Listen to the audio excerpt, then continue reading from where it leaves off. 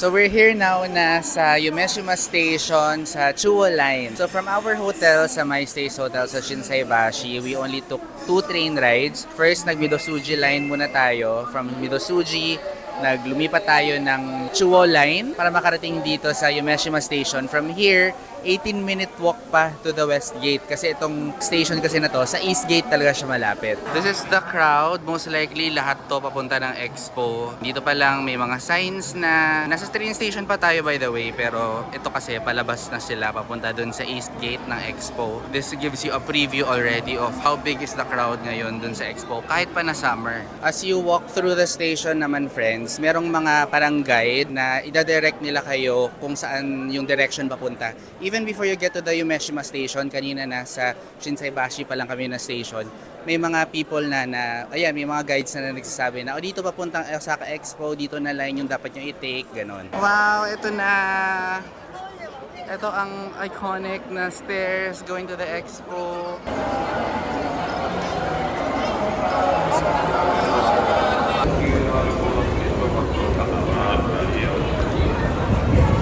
Ayan guys, so yan yung pila to the East Gate. Sana makita nyo from this angle. Ganyan sila kadami. Papasok ng East Gate yan. And as you can see, yung buong pila ay dito sa initan ng araw. So nasa reminders nga nila actually na bring an umbrella, mga ganyan. Kasi bago kayo makapasok, pipila kayo ng ganito tapos walang cover. Kaya nakalagay, bus route to West Gate. Sundan natin siya. QR code ng ticket. Okay. Ang ipapakita lang daw para makasakay tayo ng bus papuntang Westgate ay yung QR code ng tickets natin. So dapat naka-ready na, i-screenshot yun agad yung QR codes nyo kasi malamang ilang beses yun silang ilalabas. Ayun, dito pa lang, pasakay pa lang ng bus, cashless na talaga kasi cashless daw everything inside the Expo. So i-ready nyo yung Suica card nyo or credit cards nyo, hindi tinatanggap ang cash inside the Expo. So Suica yung pinangbayad namin para makasakay kami ng bus. Nauna si na Star kasi nag-cut off, napuno na yung bus. So dito kami ngayon sa unahan ng pila. We're just waiting for the bus to arrive para makalipat na kami to the West Gate. またのご利用をお待ちしております。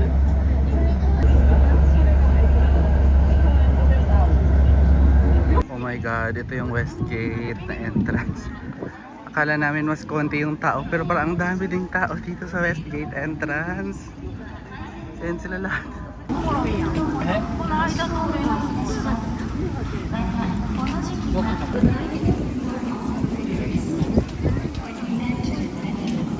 Ayan, dito pa lang sa labas, bibili na tayo ng water para may water bottle tayong gagamitin sa loob. Kung naghanap kayo ng Pocari Sweat, wala daw Pocari Sweat. Ay, meron pala, okay. Pero syempre, hindi Pocari Sweat bibili natin kasi may taga Coca-Cola dito.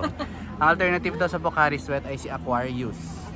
Ayan, so that's what we'll get. Ang mabait naman ng mga empleyado ng Coca-Cola nang lilibre ng Aquarius. Oo, para lang hindi kami bumili ng Pocari Sweat. Tayo naghanap kami ng Pocari Sweat, wag na, libre nyo daw kami ng Aquarius. Pero Coca-Cola daw pala talaga ang sponsor ng Osaka Expo. One of the sponsors ng Osaka Expo. Ayan, oo. Buti na lang. Tara. Ay, Sarah-chan! This is the Westgate situation right now, guys. Actually, upon closer look, parang mas konti nga pala talaga yung tao dito. SHIC. Pero gagawin mong fushiki talaga. Dahil yung schedule ng ticket natin ay 10 o'clock, hanapin natin tong sign na nakalagay 10. Yung ibang mga oras, may nakalagay din kung anong oras sila. So punta na lang kayo dun sa 9, dun sa 10, dun sa 11. Hanapin nyo na lang yung sign. Ganyan.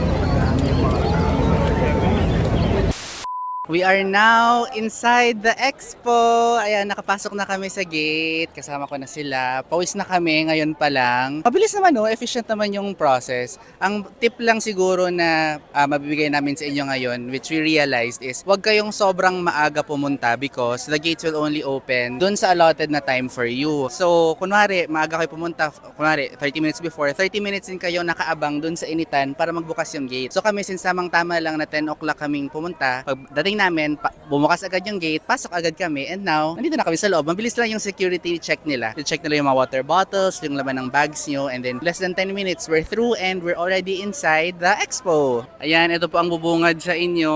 Mukhang hindi naman ganoon ka-crowded in this area. Tapos, I can already see na may 7-Eleven doon sa area na yon. Ayun, excited to explore all the pavilions, but not excited to line up. Ay, ayan, ang mascot ng Expo, si Star. Ano nga name niya? Miyako Miyako. Miyako Miyako daw. Hindi ko sure. Yun ba talaga? Ayan siya. Oh, dami niyang mata. One of the first pavilions na bubungad sa inyo as you enter the West Gate ay itong Gundam Next Future Pavilion. Ayan, nabasa ko sa Reddit na this is one of the good pavilions daw. Reservation only lang pala siya, guys. Pwede naman kayo magpa-reserve ahead of time online, pero since hindi kami nakapag-reserve online, pwede tayo maghintay ng on-site registration. Yun nga lang, even yung on-site registration nila ay merong schedule.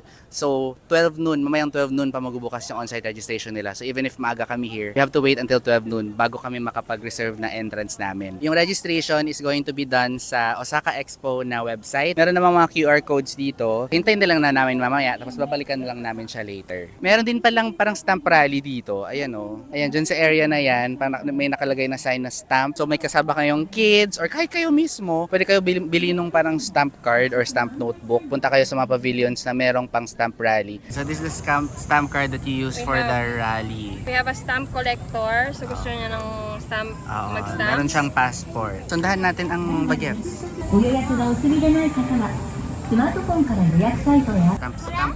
Yes. Stamp, On the stamp, lower- stamp. Okay, The let me option din see. to get it as NFT. I don't know how valuable that NFT? is. Yeah. Oh, pwede kuning NFT yung stamp. Okay, time for the adventure. Ayan yung puwet ni Miu Miu. Miyaku. Yung puwet niya ay may mata din. Ayan, there's a big smiley. Ito yung lagi kong nakikita online, friends. So, itong napakalaking structure na to na parang mga kahoy. So, these actually have several floors. Pwede mong akitin yung mga yan. Pero kung gusto nyo magpalamig or get under the shade from the heat of the sun, dito kayo pumunta kasi, ayan, dito malamig.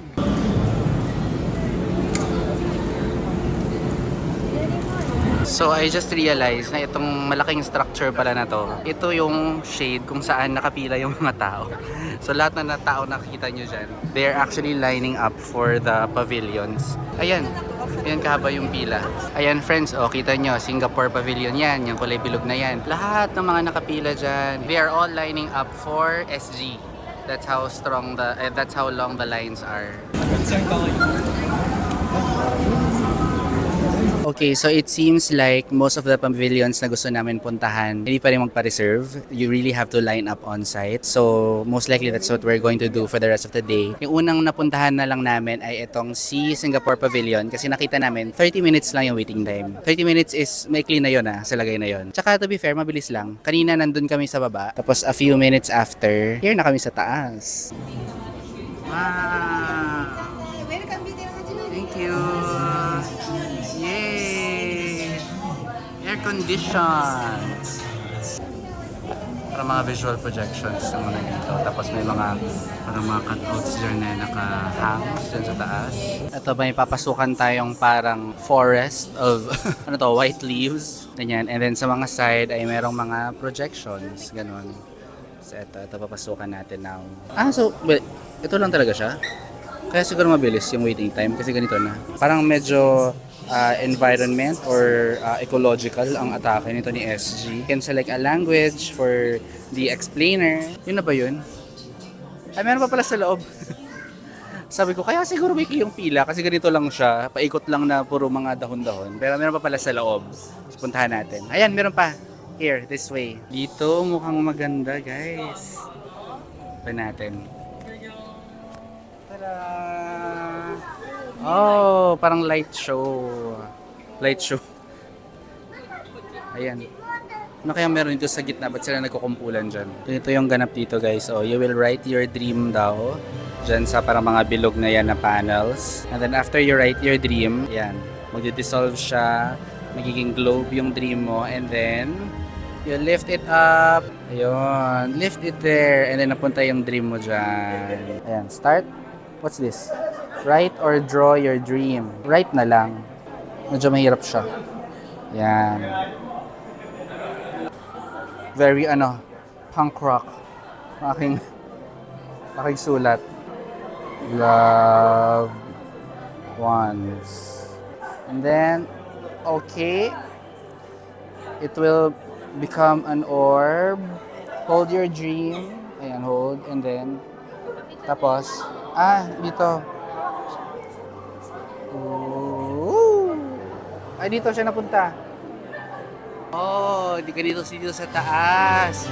So, nasa tutok-tok na tayo ng dome. Ito pala yung maingay kanina. Yan siya guys, oh. Wow, yung mga dreams natin napunta here. Ay, lalabas nga. Let your dreams shape our world. Ay guys, andito yung mga dreams. Lalabas daw, naging puno. Naging puno. Ay, hindi gumanda. Nabuhay. Ayun si Elsa dyan. Ay, hindi. Asa dito yung kay Armand. Ayun, happy andon. Nakita ko. Ang bilis naman mawala ng mga dreams. Ayan, tapos yung dreams nyo will build your future daw. Yun na yung future natin. Oh. Ganyan yung mga kaartehan. Ay, di pa pala tapos. Meron pang ano. Meron pang halamanan dito sa taas. Ano daw to? Dream Boutique. Merong Dream Boutique. Ayan, sa pinakataas may Dream Boutique and merong Cloud Bar. Dream Boutique is basically merch. Ayan, if you want to buy some merch. Si Cloud Bar naman ay inumin siguro to.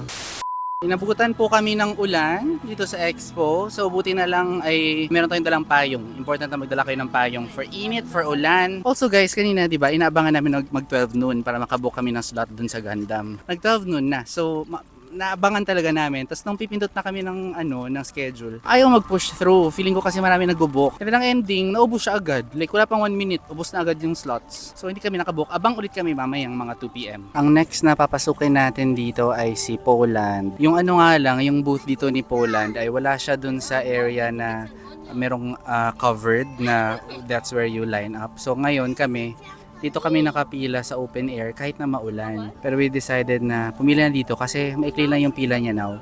Tsaka no reservation daw needed. Dito sa Poland, sa entrance pa lang, pwede ka na mag-stamp ng passport mo. And then okay dito kasi air-conditioned agad pagpasok. J double.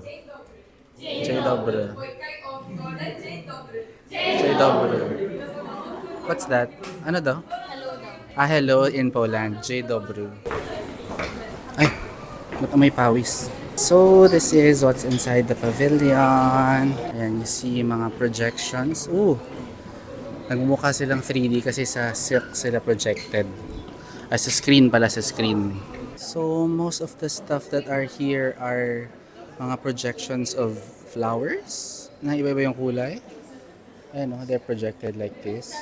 Tapos yung appeal niya ay nagmumukha silang 3D because they're projected through a screen. So pwede ka gumawa ng sarili mong spirit plant? Yes. Spirit plant. Create a new plant. Create a new plant. And then mamimili tayo anong gusto nating spirit plant. Create your plant. Ang leaves. Itsura ng mga leaves. Ayan, complete. Ito na yung plant natin. Our spirit plant. And then will it appear here? Ayan, nag-appear siya dito. Spirit plant. Yan yung akin. Nakakainis lang na minamadali nila tayo. Na parang paparating na yung next group, ganyan. Parang wala pa kaming 5 minutes sa loob. Kailangan lumipat sa next exhibition. Well, maganda naman. Ito yung next. So ito ay, ano ba to? Mga preserved na flora. Seasonal plants daw. Okay. Yan, so kapag winter daw sa Poland, ito yung mga plants. Kapag spring, summer, autumn, and so on. So gumagalaw yung mga brush and then you listen to the sound that they make. Yan.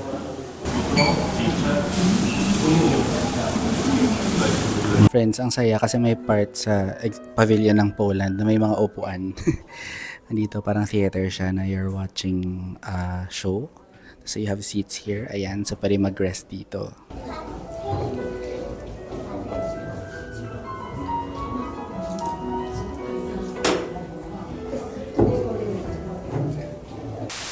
Merong mga food trucks along the way and food concessionaires like ito, Spy Family siya na team. Mahal nga lang yung food, parang 2,000 yen ang burger. Ano?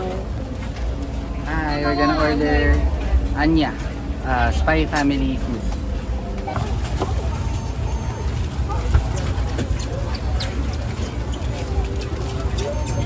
Okay, kain muna tayo. Marami namang mga food trucks and food concessionaires na madadaanan ninyo. So kunwari nagutom kayo along the way, pwede kayong bumili every now and then. Tsaka nabudol kami ng Spy Family na truck. So mahal siya, 2,000 yen ang burger, 1,000 yen ang kanilang drink. Ang ating bun ay kulay pink. Ito ay si Anya bun, mentaiko flavor. Yung kulay green naman, anong flavor yung green? Basil flavor. Ano siya? Coconut milk. Natikman ko siya kanina, masarap siya. So, let's have a bite sa Anya burger. Sarap din. Sarap din. Ano? Ang kapal ng patty. Yan, si Green Burger ay si Lloyd. Lloyd Forger din.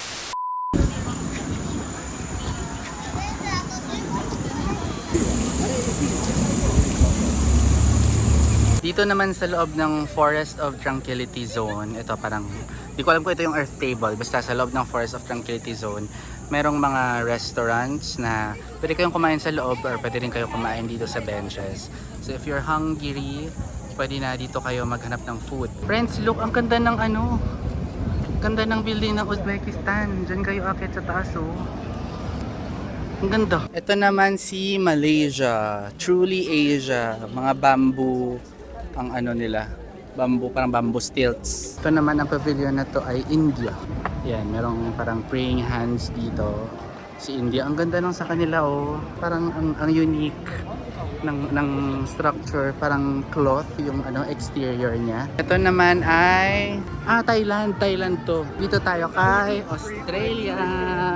Wow, ang ganda ng pavilion ng Australia, guys. Grabe, it's a forest. It's a whole rainforest up in here.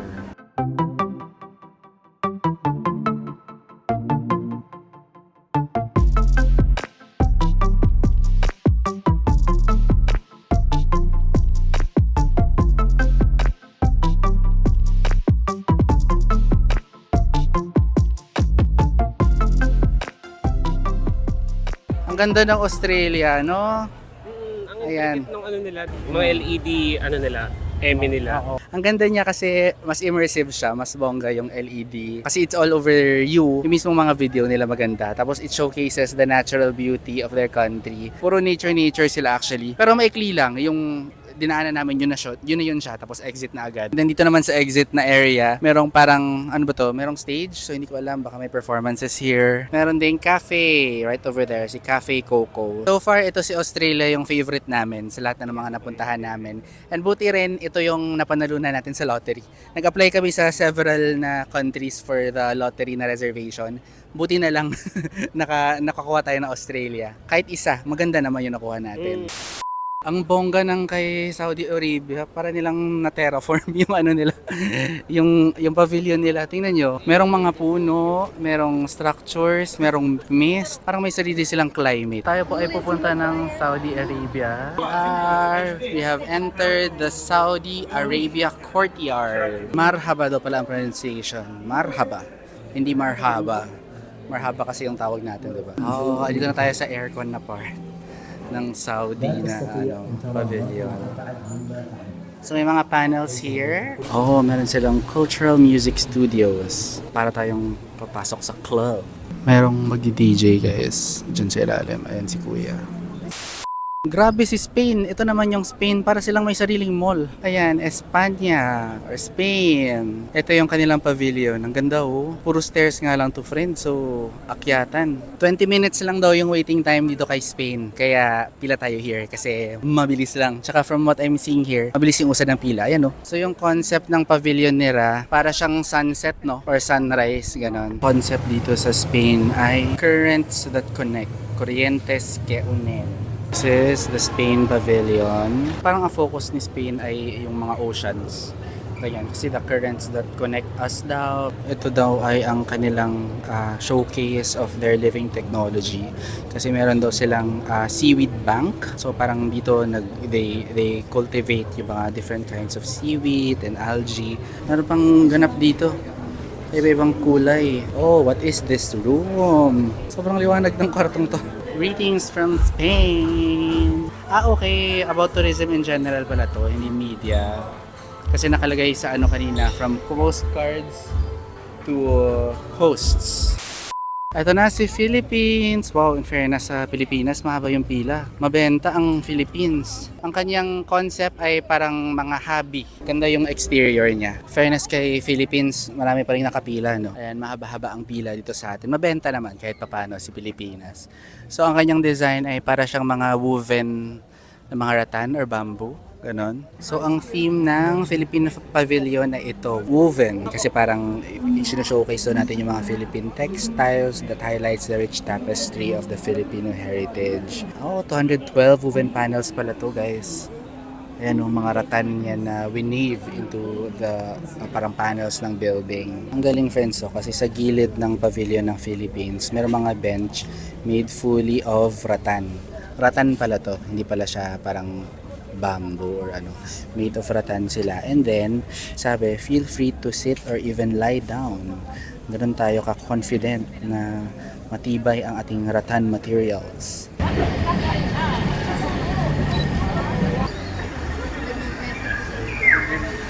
This is the Philippine Pavilion. Ayan, ang sinashowcase ay mga hobby, mga different textiles.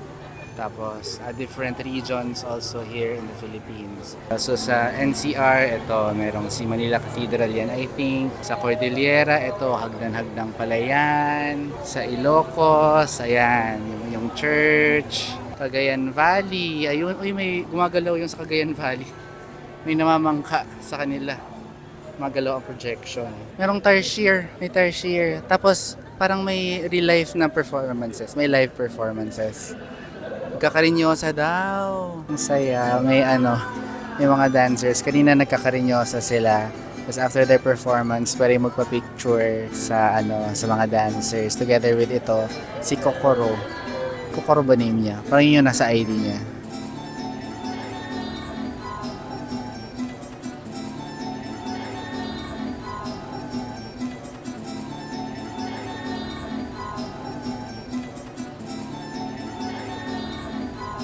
After nitong parang LED screen nila dito, merong AI photo booth.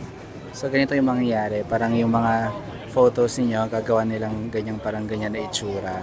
O mamimili kayo ng kung ano man, flower, fruit, sardinas, dahon, may ganyan yung photo nyo. Ito, merch area na after the AI photo booth. Kuha lang kayo ng shopping basket, aka The Bayong. Then yung mabibenta dito, ayan, may adobong mani. Adobong mani na spicy to, I think. Dark chocolate. Si Oro chocolate. Oro chocolates. And then, ayan, yung straw hat, may kalabaw, may mga dun, mga abubot, mga bracelets. Yan, binabenta. Bracelets more here, mga pearl, bracelets, ganyan. OMG, merong hilot. Massage and experience hilot, a traditional Filipino healing medicine. The Hilot Wellness Place is only open until 4 p.m. for today. Pero hindi siya open, so ayan. Merong hilot area dito. Pero sarado pa siya na walang nagbabantay. Paglabas nyo ng pavilion ng Philippines, friends, tingnan nyo, merong mga Pilipino na mga snacks, or at least Filipino flavored. So merong, ayan, lumpiang binondo. Kapag gusto nyo naman meal talaga, mga rice sets, ayan, adobong manok sa gata. May lechon, oh my god. Inihaw na tinapang bangus, relyanong talong. May bami gisado. Juices, ayan, mga Filipino juices. And then, may bibingka, palitaw. Wala, favorite ko yan, palitaw. Halo-halo. And then, may mga sorbetes din. Ayan, yung mga flavors ng mga ice cream nila, Filipino din. Medyo mahaba lang yung pila dito, guys. So, sa snacks. Star? Asan siya nakapila? Ay! Ito na po ang aming mga foodams. Dito na kami kumain kasi wala na kaming mapuntahan. So ito yung Nangkasuy ice cream. And then si Sarah-chan ay ube. And then we have palitaw here na yung pagkakagawa sa kanya parang dango. Hindi yung usual na flat na palitaw. And then we have calamansi juice and then buko juice. And si Armand as the forever lumpia person. Bili kami ng lumpia binondo. So mahaba sila. Ano kayang lasa nitong lumpia binondo na to?